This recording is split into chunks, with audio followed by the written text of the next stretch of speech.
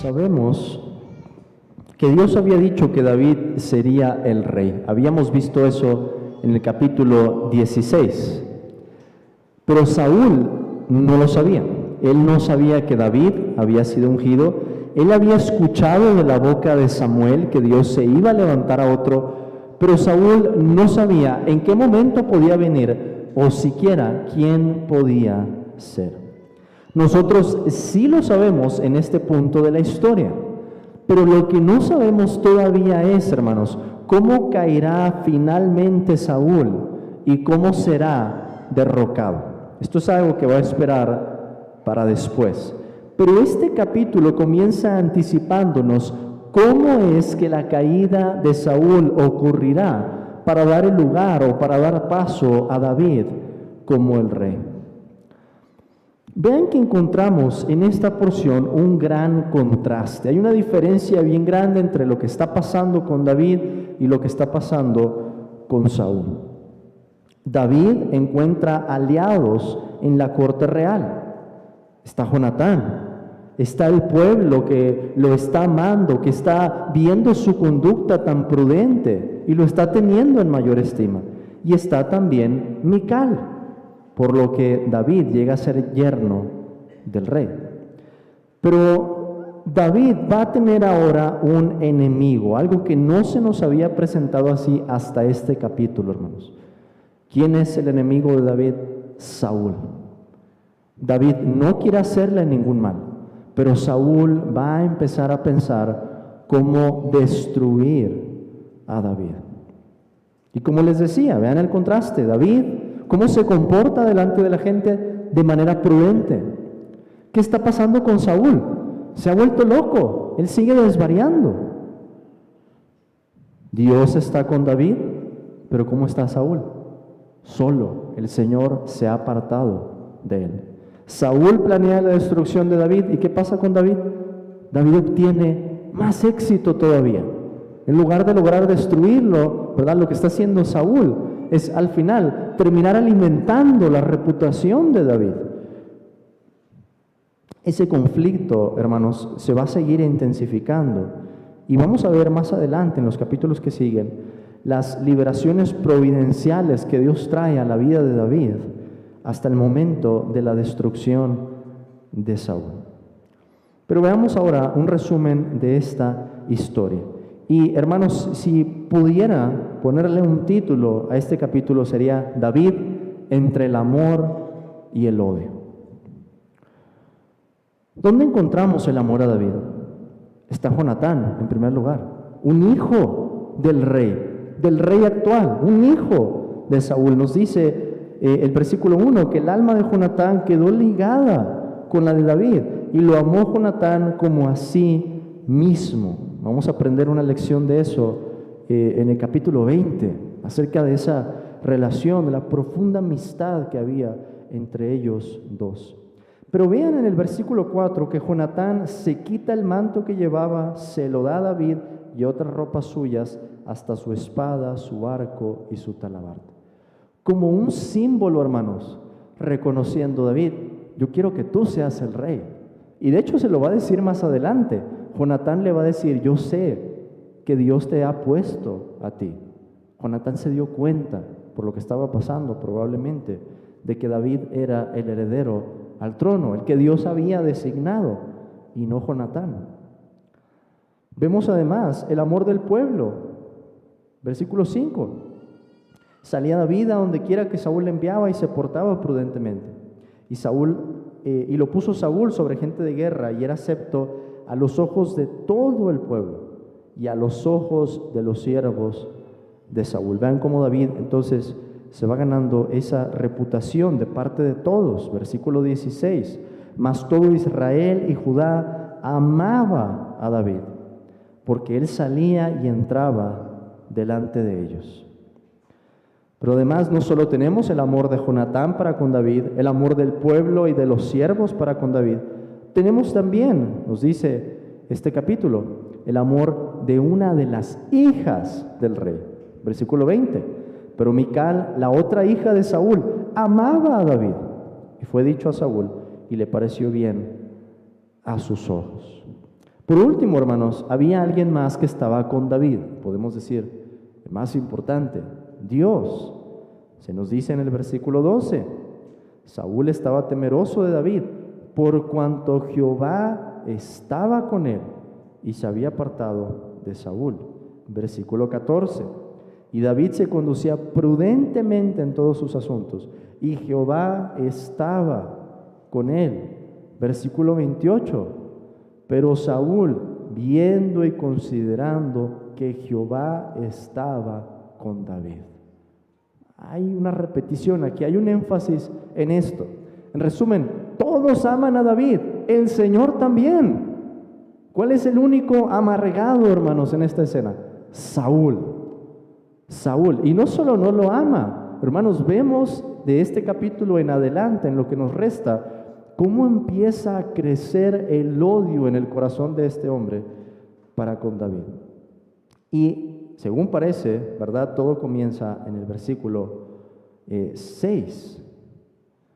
Cuando vuelven ellos, David acaba de matar a Goliat, es algo que todo el pueblo vio, una victoria que benefició a todo el pueblo, y las mujeres están cantando esto: Saúl hirió a sus 1000 y David a sus 10,000. Saúl se enoja en gran manera, nos dice el pasaje, al escuchar este dicho, y dijo: a David dieron 10,000 y a mí 1000, no le falta más que el reino. Y desde aquel día, nos dice el pasaje, Saúl no miró con buenos ojos a David. Allí comienza el odio, los celos, la envidia que empieza a sentir Saúl. Así que Saúl, después de un intento de matar a David en su locura, en su desvarío, de atravesarlo con la lanza, elabora un plan para que muera. Eso es lo que Saúl está pensando que va a lograr. Y el plan consiste en esto: le voy a dar a mi hija, pero en lugar de pedir una dote, le voy a decir que quiero el prepucio de 100 filisteos, de 100 soldados, de 100 guerreros. Y probablemente al final, pues sean muchas personas y vayan a terminar matando a David. Pues David, nos dice el pasaje, se mueve muy rápido y antes del plazo que se había acordado, le trae 200 prepucios. David y sus hombres matan a 200 hombres, no solo a 100. Saúl se ve obligado, ¿verdad?, entonces a darle su hija. ¿Y qué está haciendo Saúl involuntariamente? Acercar todavía más a David para que ahora sea su yerno. ¿Qué podemos aprender entonces, hermanos, de la escena que tenemos aquí?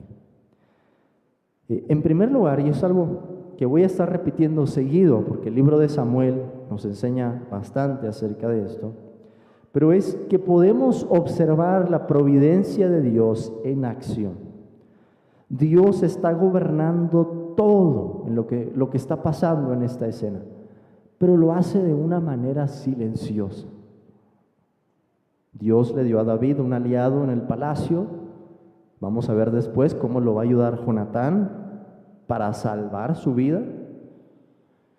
Dios le da oportunidad para salir con el ejército. Saúl no lo quiere cerca, primero entonces le dice: ve con mis hombres, ve al ejército.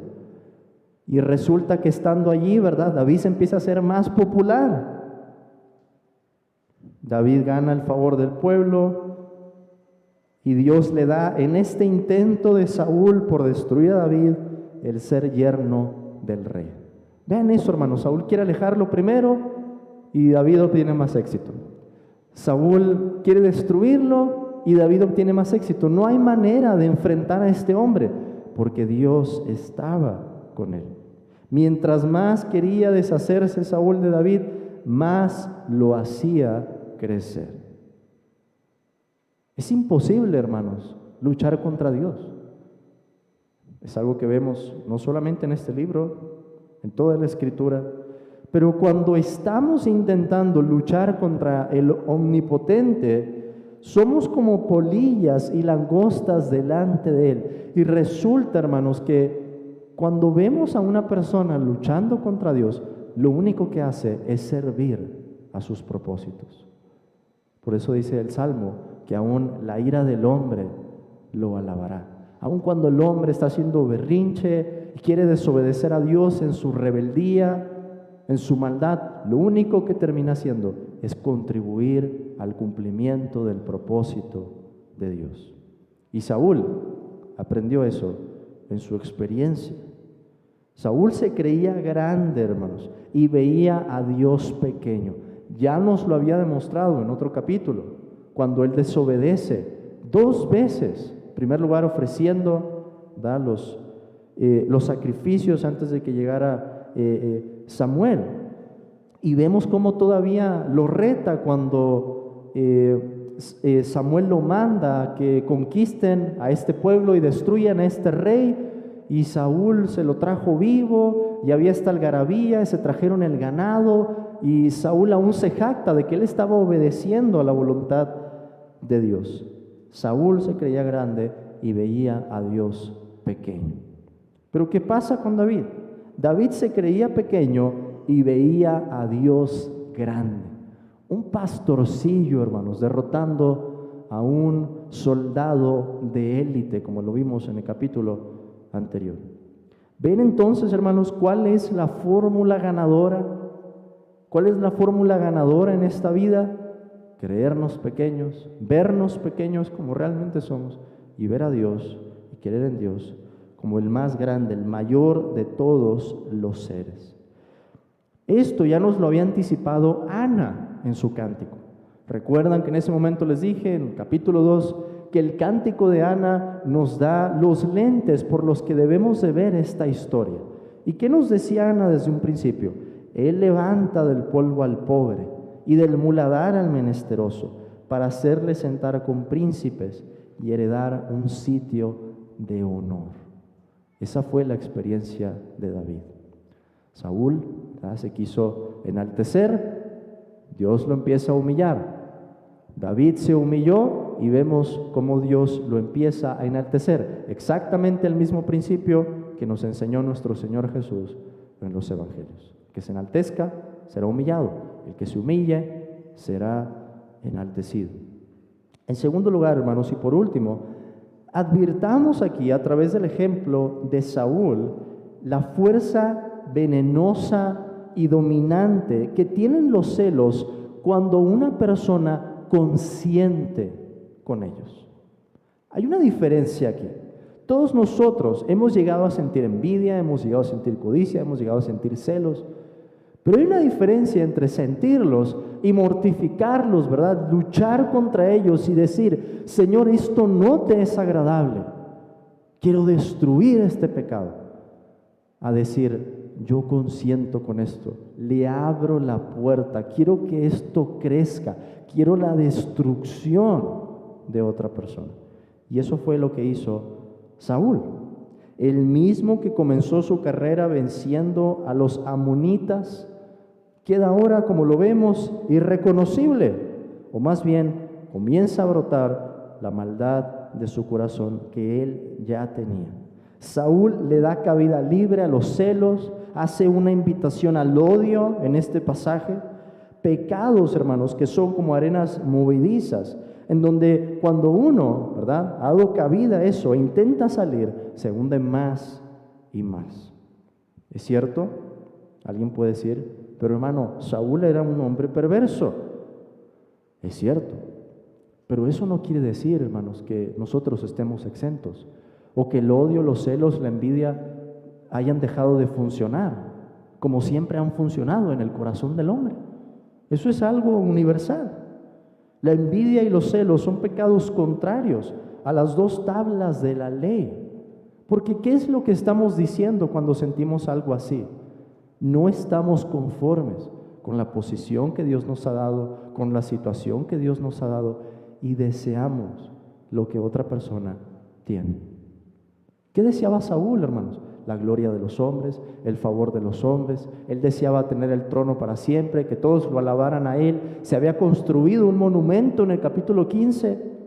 Para él la vida giraba en torno a él. Y le molestaba, ¿verdad?, pensar que las personas pudieran fijarse en alguien como David. No estamos exentos de eso, hermanos. Y haremos bien en examinar nuestro corazón esta mañana para no permitir que haya en nuestro corazón un pecado semejante. Le pasó a la iglesia en Corinto, y de eso vamos a ver más adelante cuando terminemos el Evangelio de Marcos. Cómo había celos, había contiendas, había envidias. Pasa en las iglesias, pasa en los cristianos.